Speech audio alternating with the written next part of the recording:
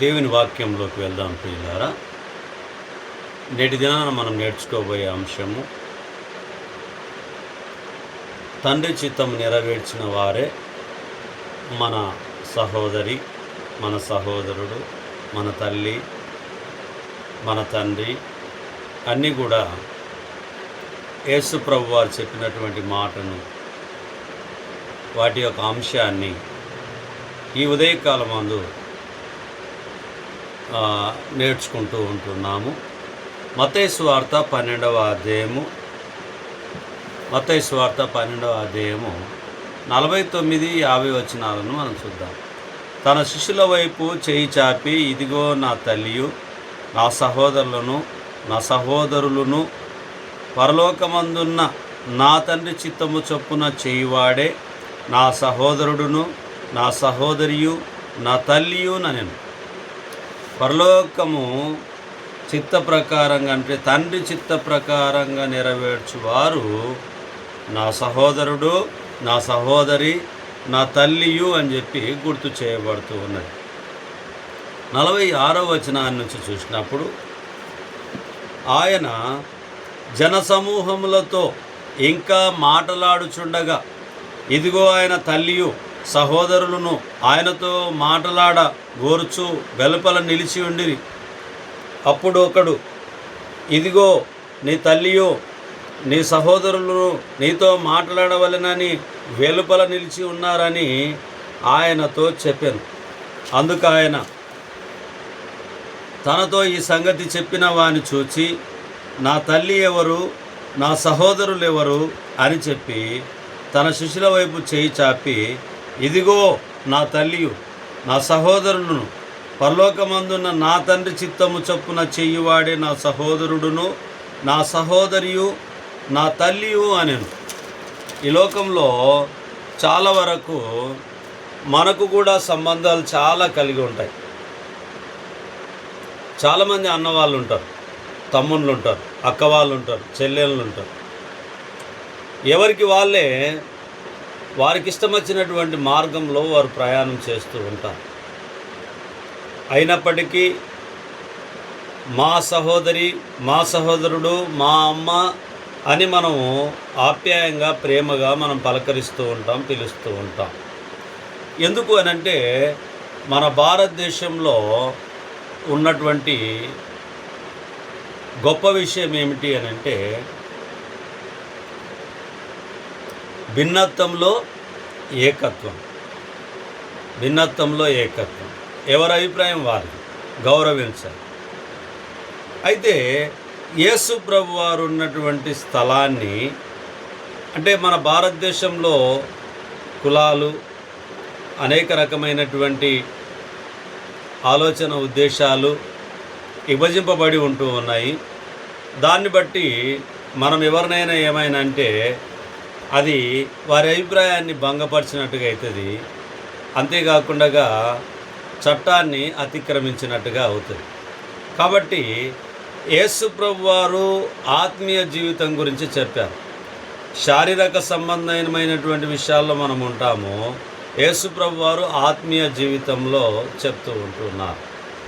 ఆత్మీయ జీవితము, తాను వచ్చినటువంటి పని, పరలోక సంబంధమైనటువంటి పని, తండ్రి చిత్తం నెరవేర్చడానికి వచ్చినటువంటి పని, వాటిని చూసి ఒక ఆయన చెప్పాడు, నీ తల్లియో నీ సహోదరులను వచ్చి ఉంటున్నారు అని అంటే, ఎవరు నా తల్లి, ఎవరు నా సహోదరులు అని తన శిష్యుల వైపు చేయి చాపి, పరలోకమందున నా తండ్రి చిత్త ప్రకారంగా చేయువారే నా సహోదరులు, నా సహోదరులు, నా తల్లియు అని చెప్పి చెప్పాడు.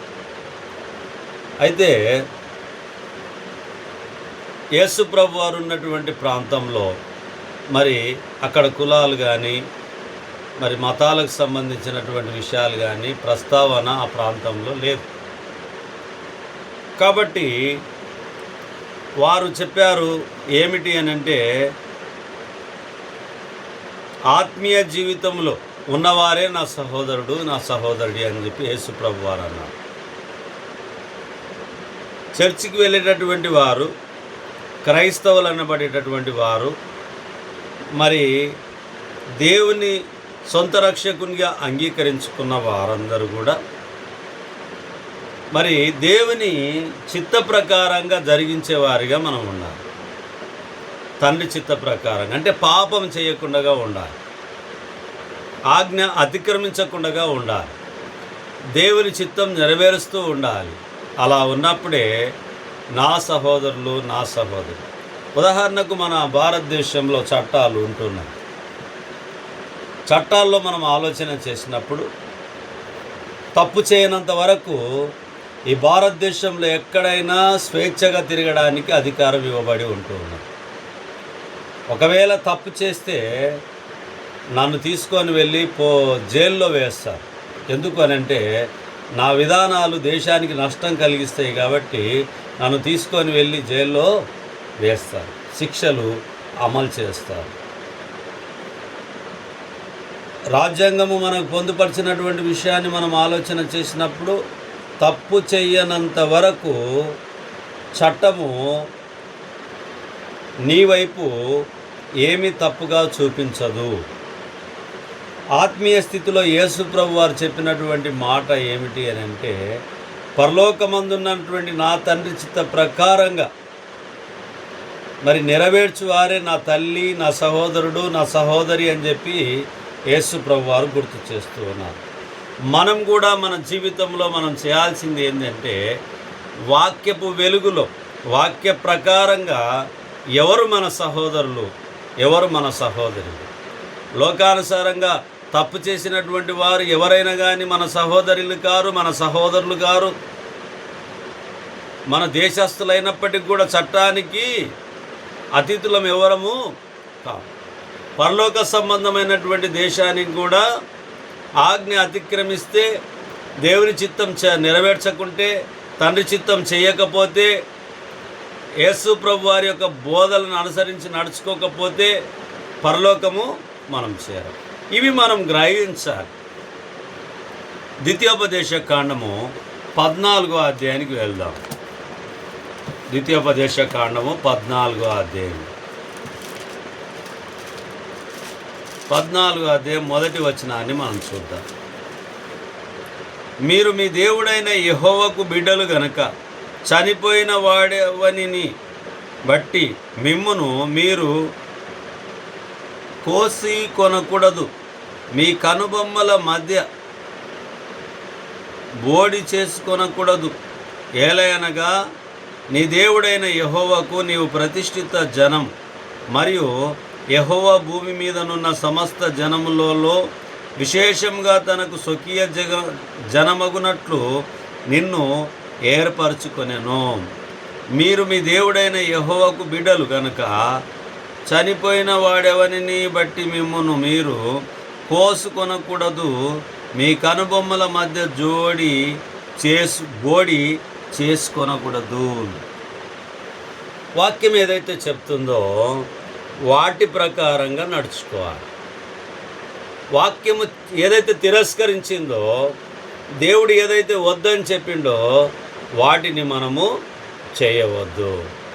చాలామంది ఇప్పటికీ మరి క్రైస్తవులమైనప్పటికీ, యేసు ప్రభుని సొంత రక్షకుని అంగీకరించుకున్నప్పటికీ ఇప్పటికీ చాలామంది కొద్దిమంది గ్రామీణ ప్రాంతంలో మరి వాళ్ళు దేవుడు చేయవద్దన్నటువంటి పనిని ఇప్పటికీ చేస్తూ ఉన్నారు. అలా చేసుకోవద్దు అని చెప్పి దేవుని వాక్యము చెప్తుంది. ఎందుకంటే మనం దేవుని బిడ్డలం, దేవునికి ప్రతిష్ఠితమైనటువంటి వారిగా ఉన్నామని చెప్పి దేవుని వాక్యం మనకు గుర్తు చేయబడుతూ ఉన్నది. ద్వితీయోపదేశ కాండము 32వ అధ్యాయము 6వ వచనాన్ని మనం చూద్దాం పిల్లలు. 32:6 బుద్ధి లేని అవివేక జనమా, ఇట్లు యెహోవాకు ప్రతీకారము చేయుదురా? ఆయన నిన్ను సృష్టించిన తండ్రి కాడా? ఆయనే నిన్ను పుట్టించి స్థాపించెను. దేవుడే నిన్ను నన్ను పుట్టించి స్థాపించి స్థిరపరిచినాడు అనేటటువంటి విషయాన్ని మనం గమనించాలి. అంతేకాకుండా దేవుని మాటకు లోబడి జీవించేవారిగా మనం ఉండాలి. దేవుని మాటను మనం తిరస్కరించవద్దు. భారతదేశంలో మనమున్నాము, భారతదేశంలో ఉన్న రాజ్యాంగాన్ని అతిక్రమించడానికి ఎవ్వరికి అధికారము లేదు. ఎవరు అతిక్రమించినా చట్టం తన పని తాను చేసుకొని వెళ్తూ ఉంటుంది. అలాగున్నే దేవుని వాక్యాన్ని తిరస్కరించినటువంటి మనము ఎవరమైతే మనం ఉంటామో, ఆజ్ఞ అతిక్రమమే పాపము కాబట్టి పరలోకంలో చోటు లేకుండా నరకానికి చోటు ఇవ్వబడుతూ ఉంటుంది. అక్కడ అగ్ని ఆరదు, పురుగు చావు. ఇక్కడ మన భారతదేశంలో మంచిగా ఉండి, మంచి ప్రవర్తన కలిగి, అందరితో మంచిగా ఉండి, అందరితో శక్యమైతే అందరితో సమాధానంగా ఉండమని చెప్పినట్టుగా అందరితో సమాధానంగా ఉండి, చట్టానికి లోబడి జీవించి జీవితాన్ని ముగించేవారిగా మనం ఉండాలి. ఆ జీవితము సత్యముతో కూడుకున్నదై, భక్తితో కూడుకున్నదై, మంచితనంతో కూడుకున్నదై, సమాధానంతో కూడుకున్నదై, పరలోక సంబంధానికి మెట్లను ద్వారాన్ని మనం వేసుకునేటటువంటి వారిగా ఉండాలి. మరి ఇక్కడ మరణిస్తే పరదేశంలో ఉండి, విశ్రాంతిలో ఉండి, యేసు ప్రభు వారి యొక్క రెండవ రాకడలు ఎత్తబడతామనేటటువంటి నిశ్చయత కలిగి నిర్ణయం తీసుకొని ఈ లోకంలో జీవించాలి. తాత్కాలికమైనటువంటి జీవితం ఉండొచ్చు, కానీ తాత్కాలికమైనటువంటి నిర్ణయాలు తీసుకోవడానికి అధికారం మనకు దేవుడు ఇవ్వలేదు అనేటటువంటిది గుర్తు చేస్తూ ఉన్నది. ఒక దొంగ అనుకుంటాడు, ఏముందిలే ఇప్పుడు నేను ఈ దొంగతనం చేస్తే మరి నా అవసరం తీరుతుంది అని అనుకుంటాడు. కానీ దేవుని వాక్యం అక్కడ పని చేస్తుంది అనేది అర్థం కాదు. దొంగతనము చేయవద్దు, దొంగిలీకూడదు అనేటటువంటి ఆజ్ఞ అతిక్రమం పాపం అని చెప్పి మర్చిపోతాం. కాబట్టి వాక్యానుసారమైనటువంటి విషయాలను మనం గైకొనకుండగా, వాక్యానికి విరోధంగా మనం ఎప్పుడైతే ఉంటే దేవునికి విరోధులం అనేటటువంటిది జ్ఞాపకం ఉంచుకోవాలి. కీర్తనలు 103వ కీర్తన, కీర్తనలు 103వ కీర్తన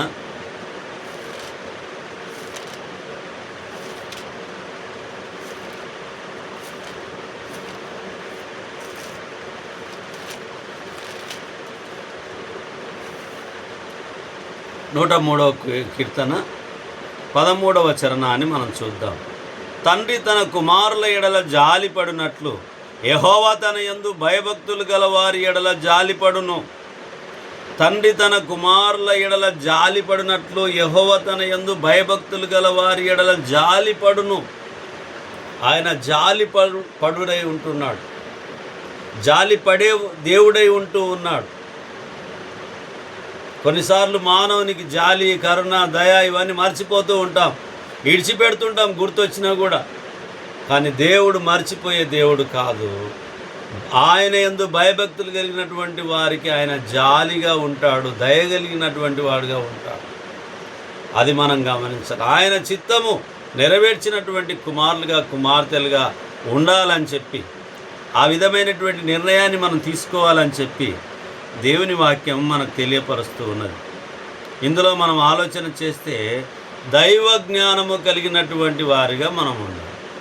లోక జ్ఞానము కలిగినటువంటి వారిగా మనము లోకానుసారంగా అది ఉపయోగపడుతుంది.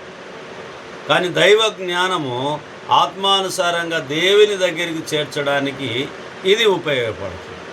కాబట్టి ప్రియమైనటువంటి వారులారా, దేవుని వాక్యాన్ని మరి తండ్రి చిత్తము చేయువారే నా సహోదరులు, నా సహోదరులు. ఇర్మియా 3వ అధ్యాయము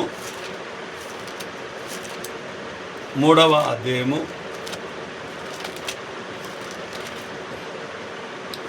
వచనాన్ని మనం చూద్దాం. ఇర్మియా గ్రంథం 3వ అధ్యాయం 4వ వచనం. అయినను ఇప్పుడు నీవు నా తండ్రి చిన్నప్పటి నుండి నాకు చెలికాడవు, నీవే అని నాకు మొరపెట్టుచుండవా? ఆయన నిత్యము కోపించునా, నిరంతరము కోపము చూపునా అని నీవు అనుకుని నీవు చేయదలిచిన దుష్కార్యములు చేయుచునే ఉన్నావు. 3వ వచనం. కావున వానలు కురియక మానెను, కడవరి వర్షము లేకపోయి ఉన్నది. అయినను నీకు వ్యభిచార స్త్రీ ధైర్యము వంటి ధైర్యము గలదు. సిగ్గుపడనొల్లకున్నావు. అయినను ఇప్పుడు నీవు నా తండ్రి, చిన్నప్పటి నుండి నాకు చెలికాడవు నీవే అని నాకు మొరపెట్టు చుండవా?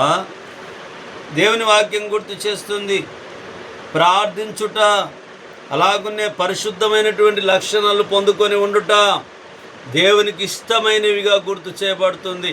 ఒకవేళ వ్యభిచారం చేస్తూ నీవు తప్పిపోతే అది తప్పని గుర్తు చేస్తూ ఉన్నది.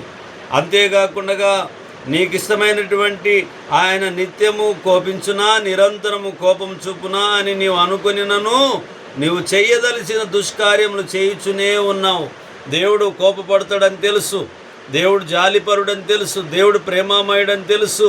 అయినను ఆయన కోపాన్ని ఇంకా రేపేటటువంటి పిల్లలుగా మనం ఉంటూ ఉన్నాము.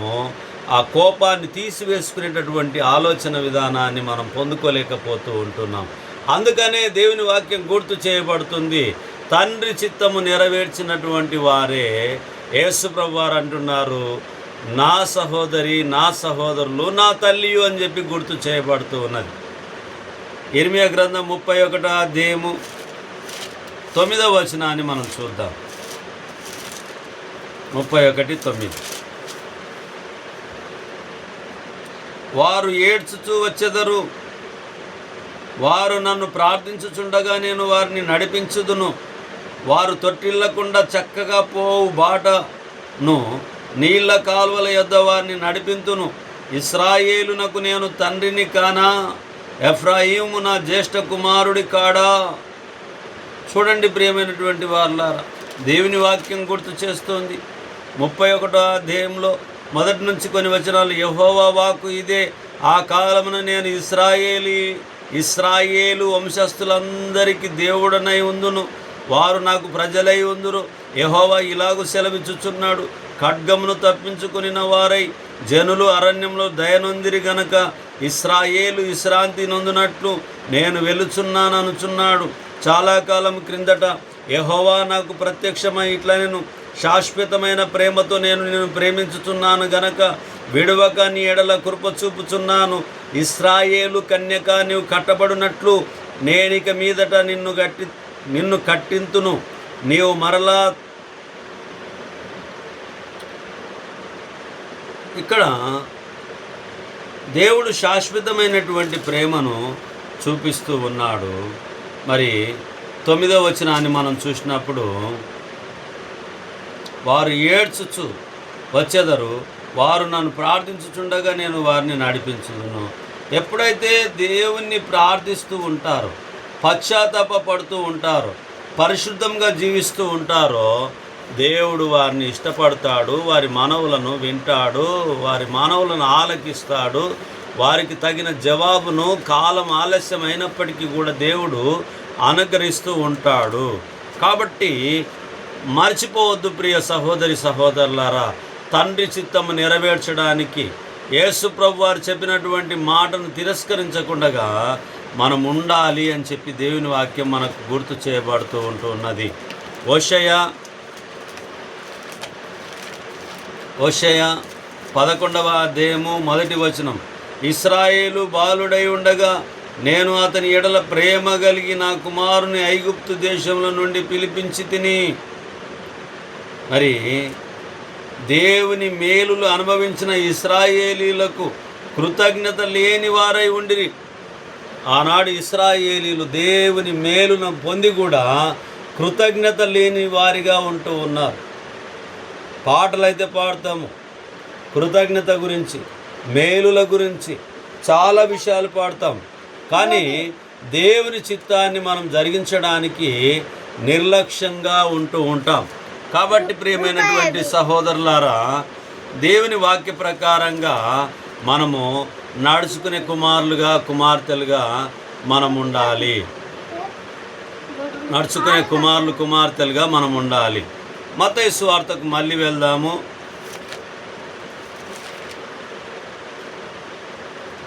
మత్తయి సువార్తకు వెళ్దాం. 12వ అధ్యాయం 50వ వచనం. తన శిష్యుల వైపు తన శిష్యుల వైపు చేయి చాపి, ఇదిగో నా తల్లియు నా సహోదరులను, పరలోకమందున నా తండ్రి చిత్తము చొప్పున చెయ్యివాడే నా సహోదరుడును, నా సహోదరియు, నా తల్లియు నేను.